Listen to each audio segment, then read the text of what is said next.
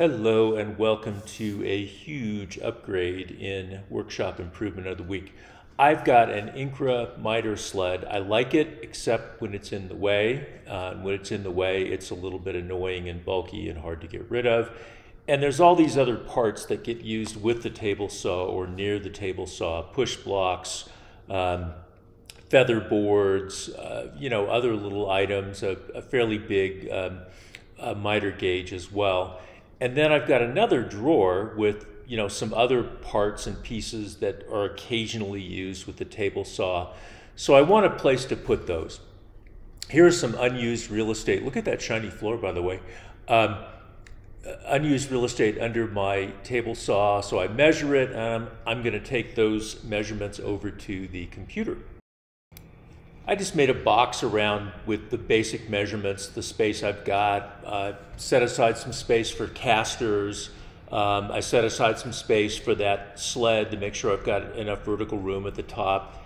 And then based on those measurements, I came up with a plan with a little box, simple box with rabbeted ends, 3/4 inch plywood, and I'm going to put some drawers in there.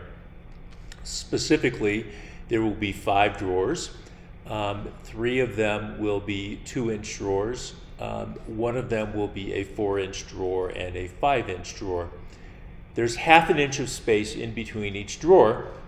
That leaves room for a 1/4 inch drawer bottom that'll just be screwed on the bottom, plus a 1/4 inch of extra room.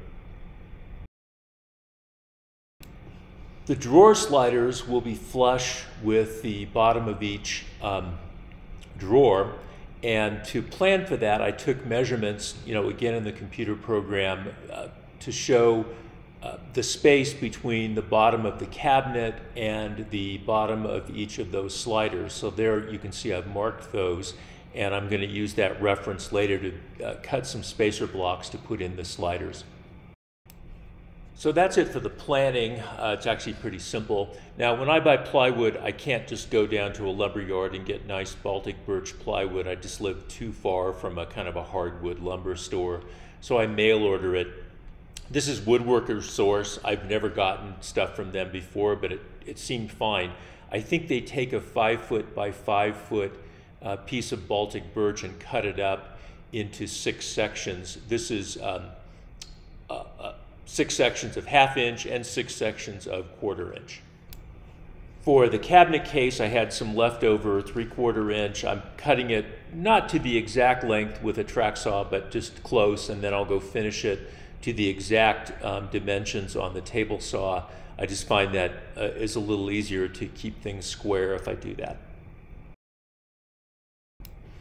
The box for the cabinet is going to be put together with some rabbets and glue and screws. I'm cutting the rabbets on the router table. I use a straight edge to set the router bit at 0. Then I turn it up 3 turns for 3/16 of an inch, do 1 pass of the rabbet, draw it up another 3 turns for 3/8 of an inch, and that's my final depth of those rabbets. I've been known to cut rabbets on the wrong edge of a board, so I kind of set things together and carefully look at it and then put a little mark where each rabbet is going to go. And here we are cutting the rabbets. I think this is the final length of the rabbets. I don't know which it is, but it's very straightforward, simple process. For assembly of the box, I've got these assembly jigs from Rockler. They're pretty nice because you can really clamp down 3 of the boards and get them in there nice and solid, and then kind of dry fit, loosely dry fit the last board. You see they've got little, kind of rubbery clamps that go up at the top. They're not really clamps, they're just sort of deals that sort of softly hold the boards in place. But once you get everything lined up just right and really make sure it's square and nice, then all you can just loosen the one board that you're going to glue and screw in. That'll be the front board as I'm looking at this here, and leave the other ones clamped in tight. Then everything goes together nice and tight. So I think these are real convenient. I like them a lot. Here I'm measuring it diagonally to make sure it's square, and it does in fact come out square. The boards for the carcass are 3/4 of an inch, so I'm going to put my pilot holes at 3/8 of an inch, and here I'm just running a little line along 3/8 of an inch. If I have that line, it's just easier to get the pilot holes in the right spot without getting them skewed. I've got to do that on both sides, and then it's just a simple matter of drilling some pilot holes, pulling the board out, adding the glue, then adding the screws, and it's all just very straightforward. There's nothing really special about this.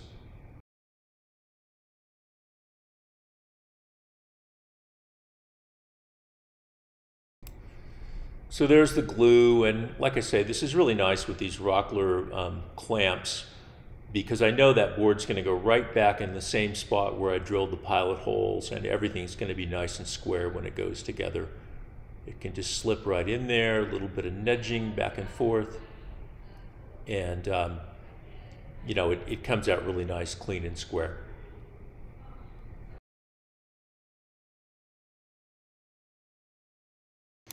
Moving on to the drawers, I decided to use pocket screws. I thought they would be easy, but I really wasn't too impressed. I've used pocket screws a couple times before. This was my most extensive experience with the pocket screws, and I just have to say I wasn't that crazy about them. I clamped the boards together, using a fair amount of force, and it was pretty hard because of the clamp to fit the impact driver in there. And even with the clamping, they moved a little bit when I was driving in the screws. I think that's because the screws are driven at an angle. I don't think there's much that can be done about that. That's just the nature of pocket holes. And despite that, they came out square. The drawers came out square. The second problem, though, I think is really on Kreg, and that is the screws they recommend for 1/2-inch wood are just too long. Now, the reason for that is that 1/2-inch plywood really isn't a 1/2 inch. But I still say it's a Kreg problem, because Kreg ought to know that 1/2-inch plywood isn't a 1/2 inch, and using plywood is very, very common, I think, for pocket screws. So the screws, to my way of thinking, ought to fit undersized 1/2-inch plywood.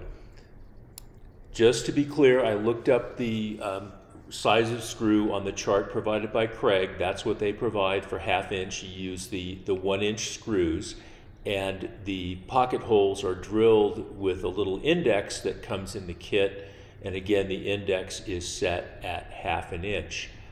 So there's a solution for this. It's a fairly easy solution. You go to the hardware store and get some M3 washers. I found that the metric M3 ones are the ones that fit best. You slip a washer on each little screw. That shortens it enough that they don't go poking through. So that's the fix. Now I'm going to route in a little handle on the front of a drawer so I can use that to make it easier to pull the drawer in and out. Here I'm using the shaper plate to align a little digital file I made with just a simple shape. There it is, a simple shape for the drawer pull relief. And the shaper plate makes it easy to drop that right in there. I've just got an anchor point right in the middle. I set that anchor point right at the little pencil mark that I made in the front of one of the drawer pieces. And here I am just routing that in. I think I did 3 passes. I also think this is speeded up a little bit, so I didn't quite go this fast. It only takes a couple of minutes because the setup's pretty fast.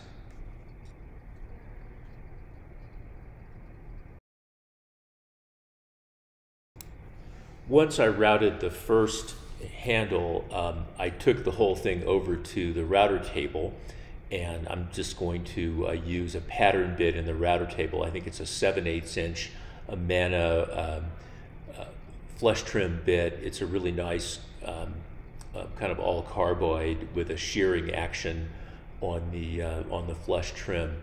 I just put some double-sided tape, taped the one drawer front that I routed out with the shaper onto a blank drawer front, and then it was quick and easy to just route those out with the pattern bit. And you'll see that it just goes pretty fast, a lot faster than what I was doing on the shaper. So that's a worthwhile thing. The shaper is great for getting that first one, and if you've got multiples to do a pattern bit, I think is faster and more convenient.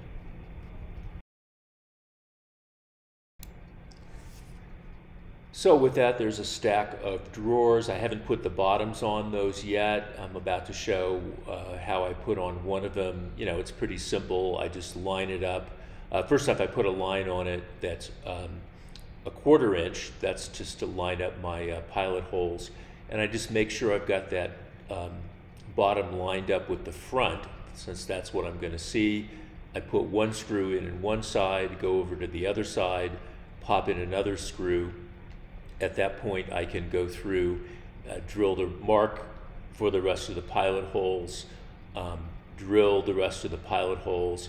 Once I've got the pilot holes all drilled, I take the 2 screws out, add some glue, and then just screw them back on there. And I'm not going to show that whole process.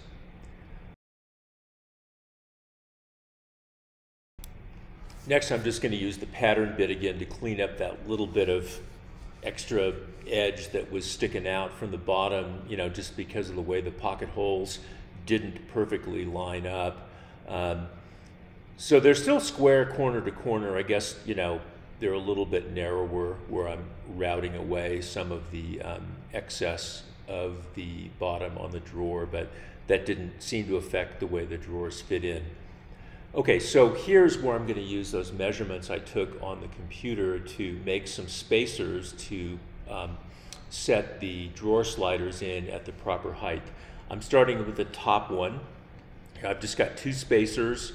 I'm just looking at it to make sure they fit. You can see I've drawn a line an inch, a vertical line an inch from the front of the drawer box, and that's where I'm going to put the sliders. So once I have the top one done on both sides, I cut the spacers down to the next height. Here I'm going to bring in a drawer and just make sure that I haven't made a mistake. Is there, you know, the right amount of room? Yeah, there is. I'm still going to have that 1/4 inch of clearance once I mount that slider. And you just mount the rest of the sliders that way by cutting the spacers shorter and shorter as you go. I have a different color slider at the bottom. It's the same size. I just ran out of the one brand. So I put the sliders in from top to bottom. The drawers go in from the bottom to the top. So I put some spacer blocks in, you know, a 3/4 inch block followed by a 1/4 inch block, because that will get the drawer at exactly the right height for the bottom drawer. I just put some little marks on there at that 1 inch mark so that the sliders will be lined up to the 1 inch. I put in 2 screws on each of the sliders, so they're now in place. I think I actually drove some of them by hand. I can't remember if I used the impact driver on this one or not, but in any event, you put in a couple of screws on each side, then you can pull the drawer completely out, put in the rest of the screws on the slider, reinsert the drawer, and once you've got the first one all done and still sitting on its spacer block so it's nicely supported, the next drawer will just get stacked on top of that with a 1/4 inch spacer, so it will also be at exactly the right height. And here I think I'm pulling out the bottom drawer so I can put in the rest of the screws, and that'll just get popped right back in once it's fully screwed up. So there it is, and works just fine, fit just fine, and it's got that nice 1/4 inch gap at the bottom because that's the spacers I use. Here I'm putting back in my 3/4 inch spacers, then my 1/4 inch spacers. I'm going to pull out the bottom drawer so it's supported and pile the next one on top of it with another 1/4 inch spacer between there. So this worked really well. I'm just going to show how I lined up the second drawer, and you know the other ones are exactly the same. You just end up with a stack of drawers all pulled out with spacers in between them, and that allows you to attach those sliders one at a time, and they line up quite well.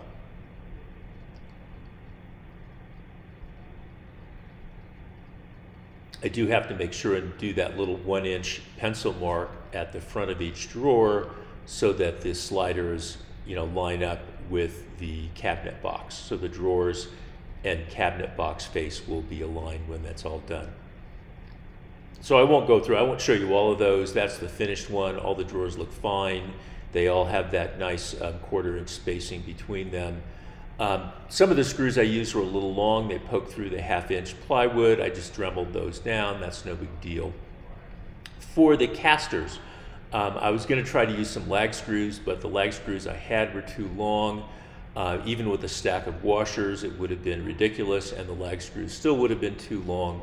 So instead of that, I used some button head cap screws that I'll just put in the other direction, so the button head is inside the cabinet and the nut on the outside. That will just make it, frankly, easier to drive those in. And the dark line I showed there is the 3/4-inch thick plywood. So these go in just fine. The bolts I had were just long enough to pick up the nuts. I used nylock nuts for them. I happen to have some, and it's nice that those won't come undone even if there's some vibration. But honestly, I don't expect to use the casters that much, but if I need them, I'll be able to move this thing around. I'm almost done now. Here I am. I'm going to test fit my slider and make sure the slider fits on there. The sled, the miter sled, it fits in just fine. So that's a nice, convenient place to keep that. But I'm not quite finished. I want to put a little French cleat on the end, so I've got a place to hang the miter gauge. I cut out, here I am just kind of test fitting, yeah, it'll fit there. I just used the shaper to cut the end of each of these French cleats.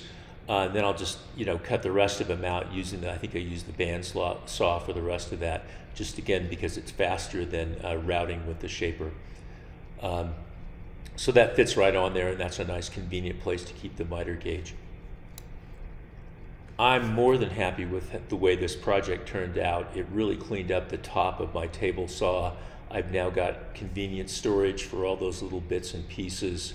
I really think this is kind of my second best workshop improvement, right after the dust collector. If you like this, please hit the like button and subscribe if you'd like to see these videos in the future. Thanks very much. Bye.